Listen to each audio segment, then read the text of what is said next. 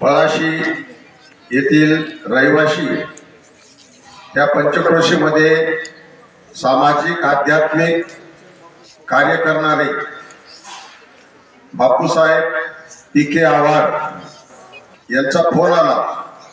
त्यांनी मला सांगितलं की मला विद्यार्थ्यांशी काही हितगुज करायचं आहे, विद्यार्थ्यांना काही मार्गदर्शन करायचं आहे।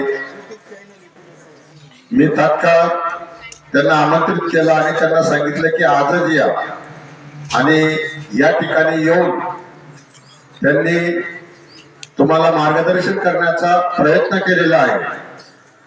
संकल्प सिद्धी त्यांनी सांगितली आहे का तुमच्याजवळ काही संकल्प केलाय का? कोणी हात वरती करा। कोणी संकल्प केलाय मला काय बनायचं आहे, मला काय व्हायचं